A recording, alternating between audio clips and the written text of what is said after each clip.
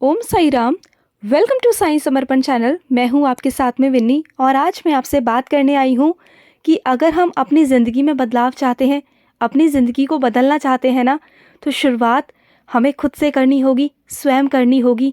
क्योंकि अगर हम किसी को बदल सकते हैं तो वो अपने आप को बदल सकते हैं। और शुरुआत अगर हमें करनी है तो खुद से करनी है, स्वयं करनी है। तभी हम सब कुछ बदल सकते हैं, अपनी ज़िंदगी को भी बदल सकते हैं। तो ये सब कुछ अपने हाथ में होता है कि हमें अपनी ज़िंदगी को कैसे बदलना है। अपने आप से शुरुआत करनी है, कल से नहीं, आज से। तो चलिए, इससे छोटी सी कहानी है इससे रिलेटेड जो मैं आपको सुनाने जा रही हूँ। तो आप ध्यान से सुनना और इसे अपने जीवन में भी उतारना। तो चलिए शुरू करते हैं। एक रात की बात है, एक बहुत तूफ़ानी रात थी और उस तूफ़ानी रात में ना एक बस में बहुत सारे यात्री थे, 40-50 यात्री थे। तो वो एक गांव से दूसरे गांव में चली जा रही थी। उस वक्त ना बहुत तूफ़ानी रात थी, जब बादल गरज रहे थे और बिजली चमक रही थी और इतना मौसम ख़राब हुआ पड़ा था कि किसी को भी कुछ समझ नहीं आ रहा था। सब डरे हुए थे। बहुत तेज़ बारिश आ रही थी, बहुत तेज़। तो बिजली इस तरह से चमक रही थी कि जैसे कि हमारे ऊपर ही गिर जाएगी।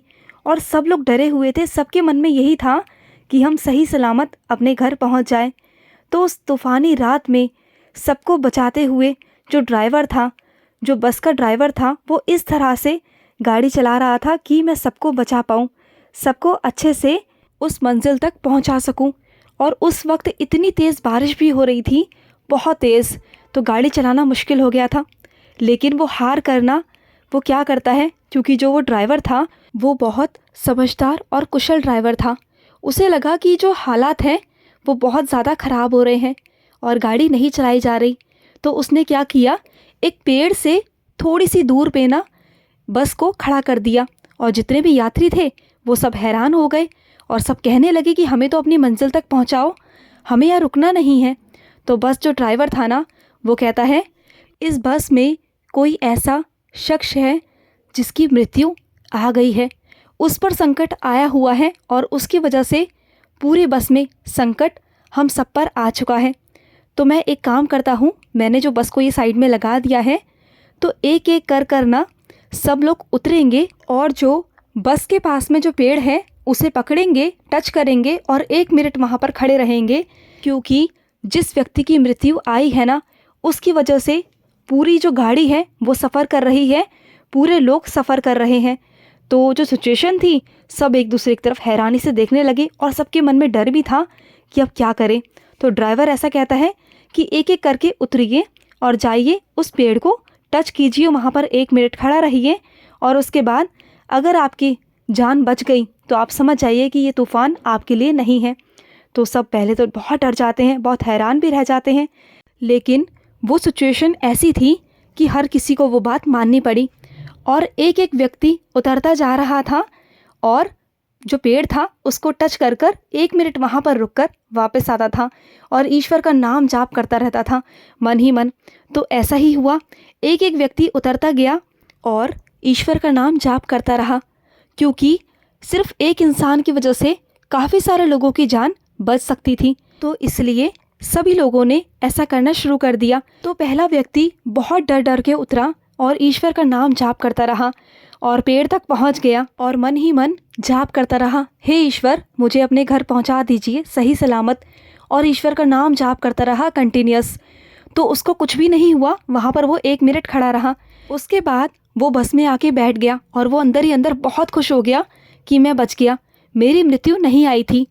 तो ऐसे कर कर हर यात्री एक एक करके उतरने लगा। इसमें बस ड्राइवर भी था, बस कंडक्टर भी था। सब लोग एक एक कर कर उतर गए और सब पेड़ को छूकर वहाँ पर 1 मिनट खड़ा होकर वापस भी आ गए। सब मन ही मन नाम जाप करते रहे। लेकिन लास्ट में क्या होता है ना, सिर्फ एक व्यक्ति बच जाता है अंत में। तो वो व्यक्ति घबराया हुआ, सहमा हुआ सा, डरा हुआ था। अब उसने सोच लिया था कि निश्चित ही मेरी ही मृत्यु आई है।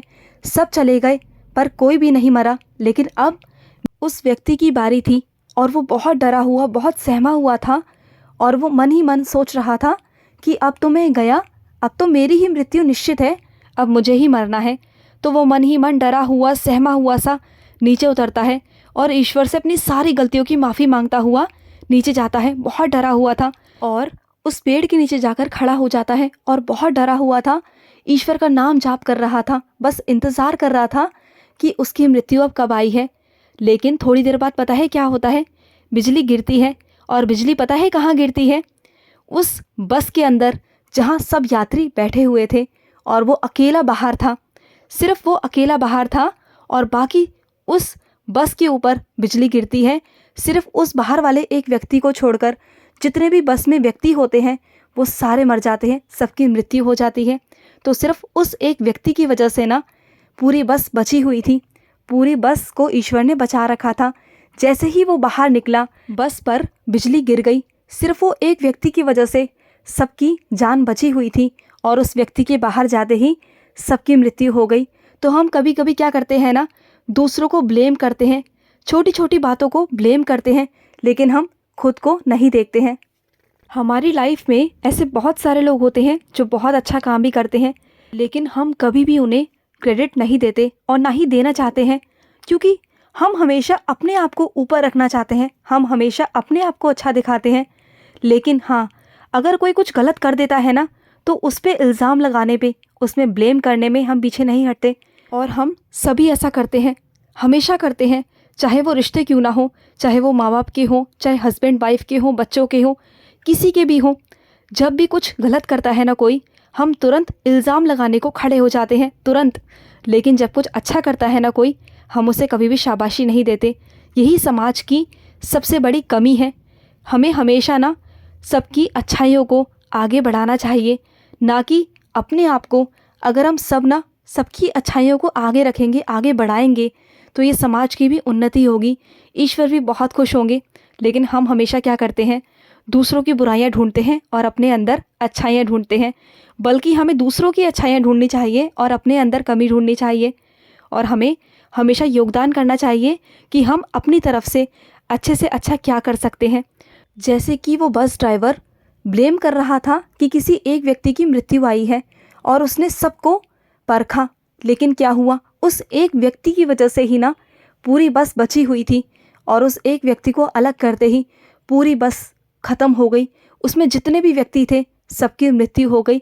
तो किसी पर भी ब्लेम करने से पहले सोच लेना चाहिए कि हमें कभी भी किसी पर ब्लेम नहीं करना चाहिए, क्योंकि हम सब ईश्वर की संतानें हैं और ईश्वर ने जिसको जैसा बनाया है, सबको अलग अलग गुणों से नवाजा है। तो कभी भी किसी में कमी मत निकालिए। जो है जैसा है वो बहुत अच्छा है। कभी भी किसी को ब्लेम मत कीजिए। बस मैं यही कहना चाहूँगी, आप साईं के बच्चे हैं, अपने आप में कमियां ढूंढिए, दूसरों में अच्छाइयाँ ढूंढिए, फिर देखिए कि आपको ये पूरी दुनिया बहुत अच्छी लगेगी, बहुत खूबसूरत लगेगी। लोग कहते हैं ना ये दुनिया बुरी है, तो आप सबसे पहले अपने आप को अच्छा बनाइए, शुरुआत अपने आप से कीजिए, फिर देखना आपको ये दुनिया भी बहुत अच्छी लगने लग जाएगी। शुरुआत अपने आप से कीजिए, स्वयं से कीजिए, देखना सब कुछ बदल जाएगा। ये ज़िंदगी बहुत बदल जाएगी, आपकी ज़िंदगी में बहुत सारे बदलाव हो जाएंगे। देखना आपके रिश्ते बहुत सारे सुलझ जाएंगे, आपके रिश्तों में मधुरता आएगी और बहुत कुछ बदलाव भी होंगे। ये आप करके देखना। आई होप आप सभी अपने जीवन में ये उतारेंगे। तो मिलती हूँ मैं नेक्स्ट वीडियो में, तब तक के लिए मैं लूँगी समाप्ति। अगर आपके भी कोई एक्सपीरियंस है तो आप भी हमारे साथ शेयर कर सकते हैं। स्क्रीन पे चल रहे नंबर पर आप हमें व्हाट्सअप कर सकते हैं या कॉल कर सकते हैं। इसी तरह से जुड़ते रहिए, हमारे साईं को प्यार देते रहिए, साईं के चरणों में जुड़े रहिए। तब तक के लिए लूँगी मैं समाप्ति। मिलते हैं नेक्स्ट वीडियो में। ओम साई राम, जय साई राम।